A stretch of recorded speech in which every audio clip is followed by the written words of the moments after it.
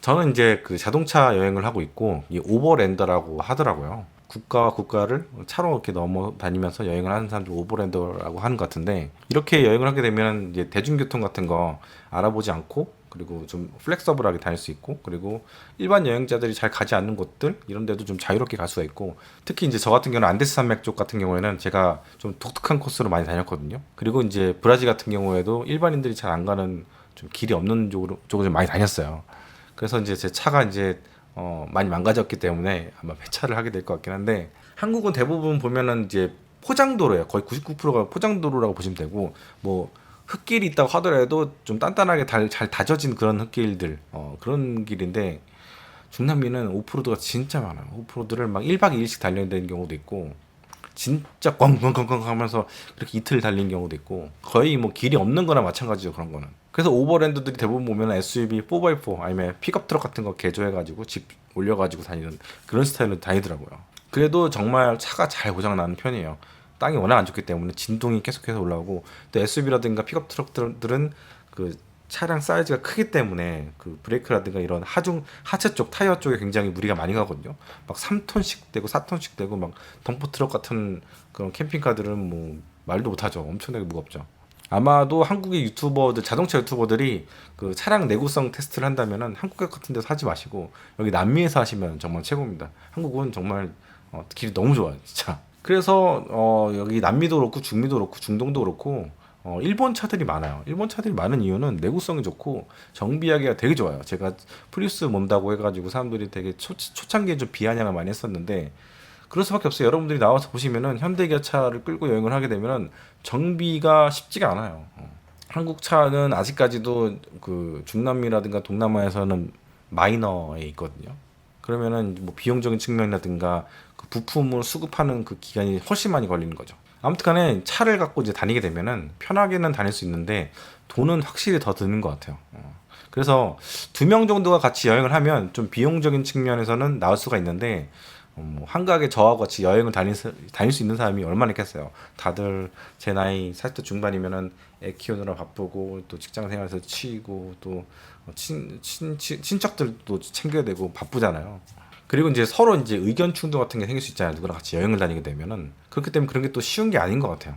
그래서 이제 차를 운영하면서 여행을 하게 되면은 비용을 제가 다 내야 되는 그런 상황이 되는 것 같고 제가 이제 과테말라에서 4명이 같이 그 여행을 다니는 여행자들을 만났는데 20대 30대 사이 정도 되는 친구들이었는데 한 달에 인당 쓰는 비용이 70만 원 정도밖에 안 된다는 거예요. 이 친구들은 좀 젊으니까 호스텔에서 잘 수도 있고 그리고 에어비앤비 같은 거 단체로 빌려가지고 4명이서 쉐어하고 그리고 주방에서 식사 마련하고 근데 그렇게 하는데 되게 부럽더라고요. 그래서 저는 이제 그 팀에 조인해볼까? 단체로 같이 여행한 것도 괜찮을 것 같으니까. 근데 저는 이제 유튜브도 해야 되고 뭐 여행 취향이라든가 루트 이런 것들이 좀 그 친구들하고 많이 다를 것 같더라고. 지금 그 친구들 여행을 한 거 보니까 지금은 어디지? 유럽 어딘가에 있는 것 같은데 되게 빨리빨리 다니더라고요. 저는 이제 천천히 다니는데 천천히 많이 다니죠 많이. 그래서 제가 이제 브라질에서 그 독일 여성하고 같이 여행을 할 뻔했어요. 근데 그 친구는 이제 도시는 절대 가지 않는 스타일이라고 하더라고요. 저는 이제 도시도 좋아하고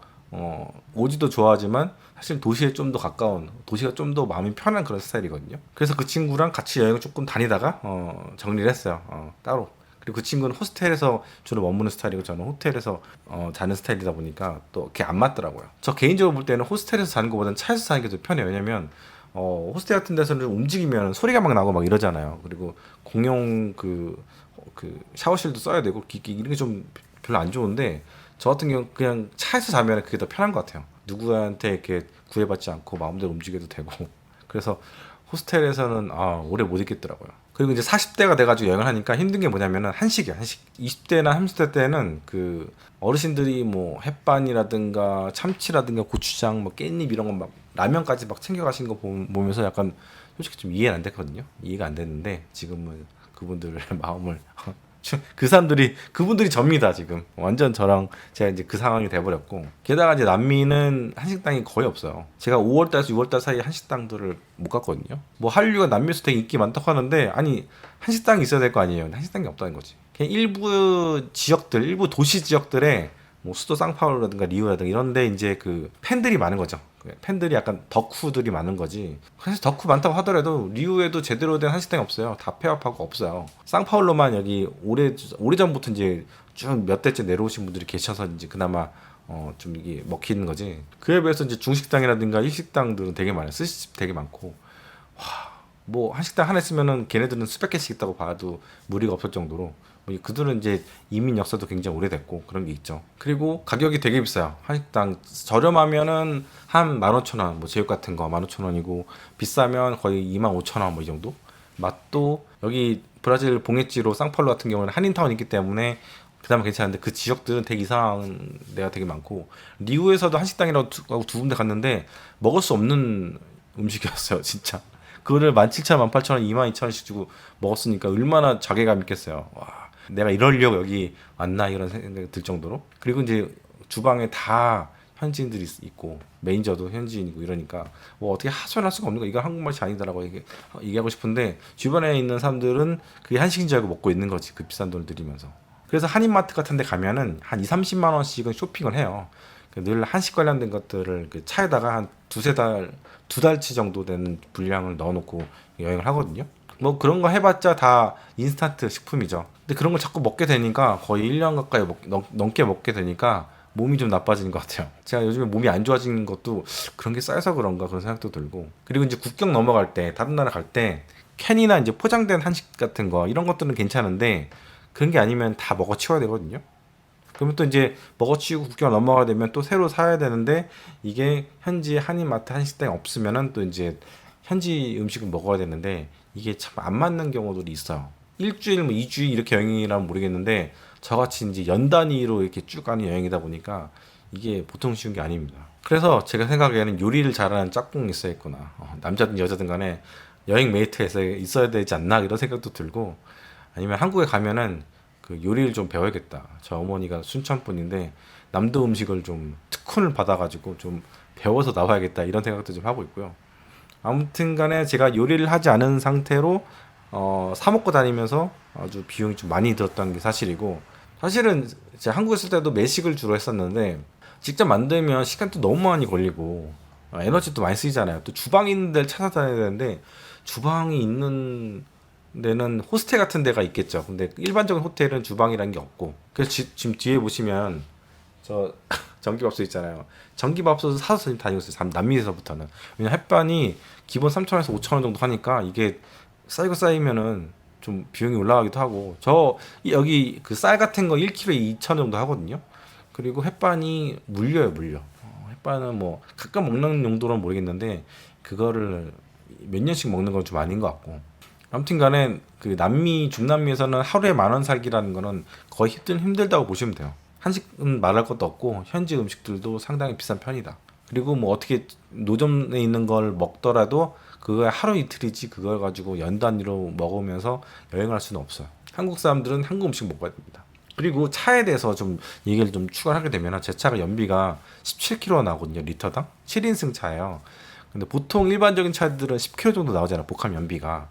제가 단순 계산해 보면은 한 지금 7만 킬로 정도 달렸는데 기름값이 거의 차값 이상으로 세이브가 된 것 같아요. 그래서 저 차를 폐차를 해도 나름 뭐 잘 타고 다녔다라는 생각이 들고 이게 좀 그래도 승용차급 외건이긴 하지만 좀 잘 나가요. 잘 나가다 보니까 운전하는 재미도 있고 또 길이 안 좋거나 그 도심 같은데 그 좁은 데가 있을 수 있어요. 올드타운 같은데 그런 데서는 승용차라서 오히려 다니기도 편하고 주차하기도 편하고 그리고 이제 픽업 트럭이라든가 큰 SUV 같은 거 위에 뭐 달아놓고 이렇게 다니는 분들도 계시는데 그런 분들은 호텔에 그 주차를 못 할 수가 있어요. 위에 걸려가지고 3m 제한 이런 거 있잖아요. 제 차는 뭐 차체 앞에랑 바퀴 앞에랑 뒤를 5cm, 6cm씩 올렸어요. 올렸는데도 높이가 한 투싼 정도 높이? 그러니까 무난하죠. 투싼은 뭐 어차피 시티카니까. 그래서 나름 무난하게 효율적으로 여행을 잘했다. 세이브하면서 그 세이브한 돈으로 호텔에서 자고 뭐 그런 식으로.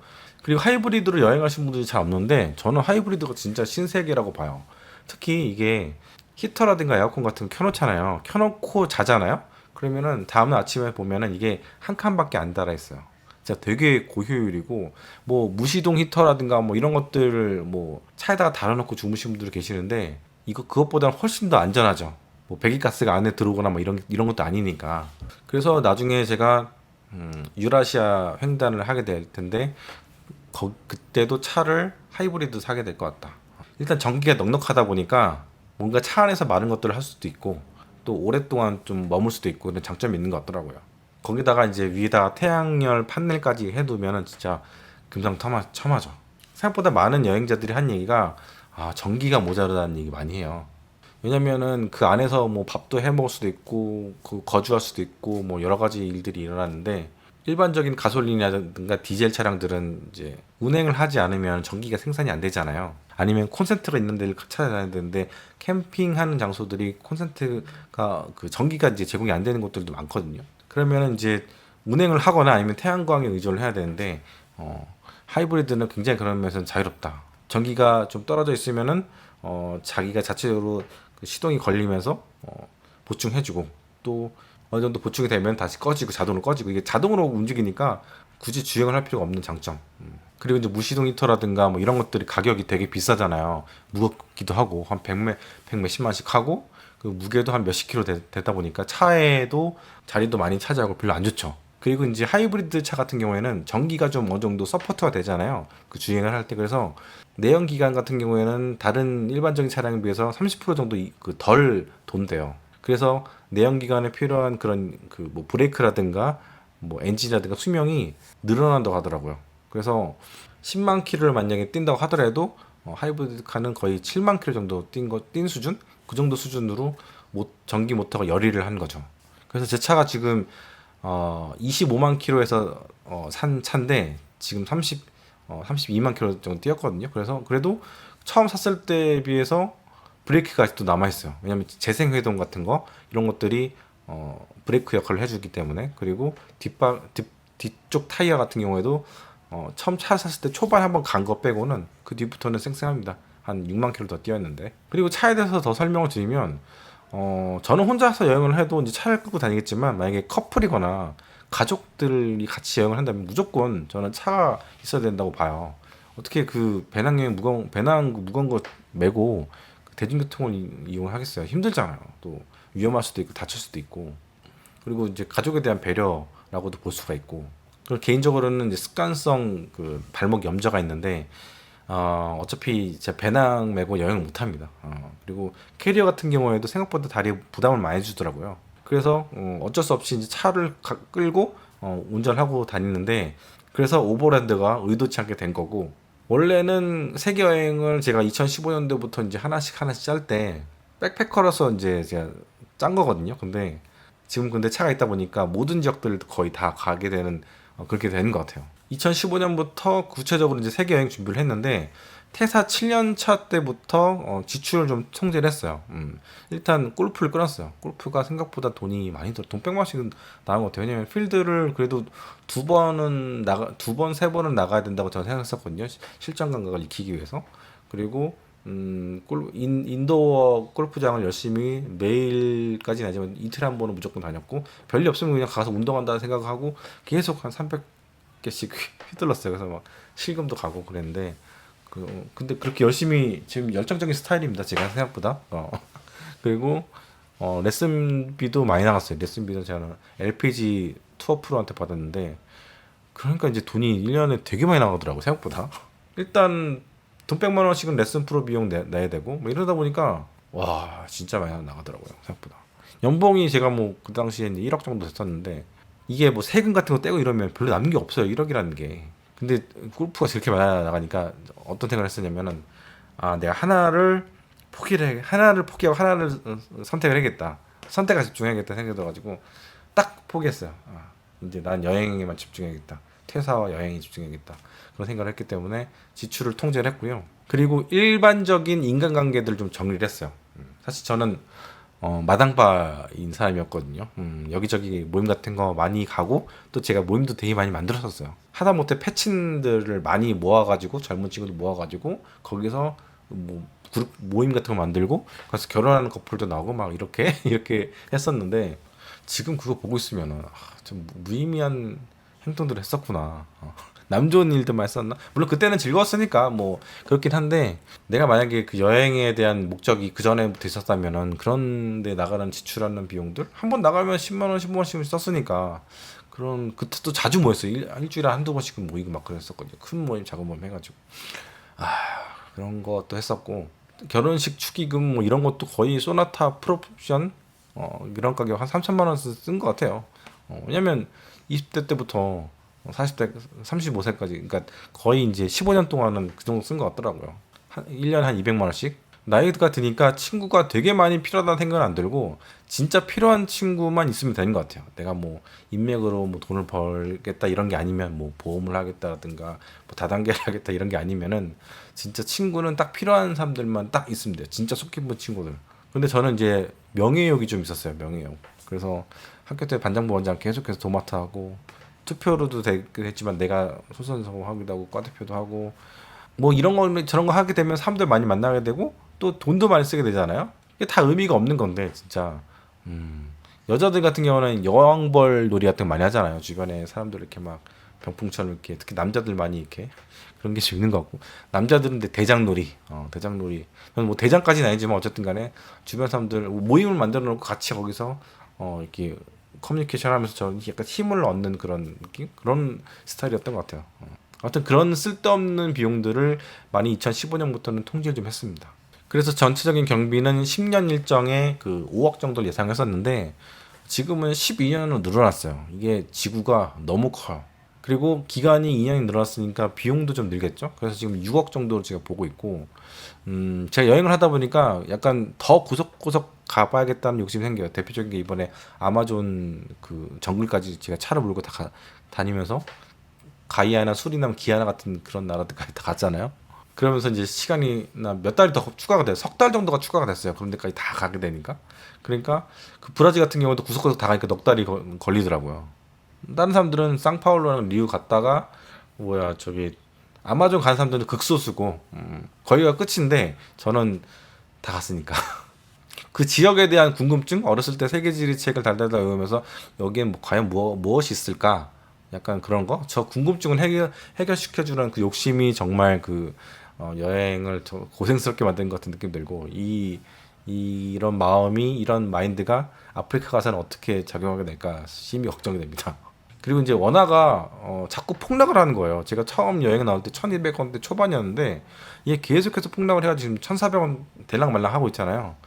나중엔 1,400원 올라갈 것 같은데 원화 환산으로 보면은 거의 뭐 한 20%, 15% 이게 더 폭삭 주저앉은 거예요. 그러니까 전체 경비에서도 5억에서 15%면 7,500만 원이잖아요. 그러니까 거의 1억 다 돼가는 거죠. 그러면 20%면은 1억이죠. 그렇죠. 그래서 지금 6억이 된 거는 기정사실화 된 것 같고 제가 또 아까 말씀드린 대로 계속해서 여행을 여기저기 다니게 되면 또 비용이 또 올라가게 되니까 그런 것도 있고 또 유튜브를 하는 게 비용이 또 들어요. 이렇게 책상이 있는 공간을 찾아야 되고 또 그리고 이렇게 영상을 매일 올리니까 체류비가 늘어나고 체류비는 다 돈이 되는 거죠. 해외에 있게 되면.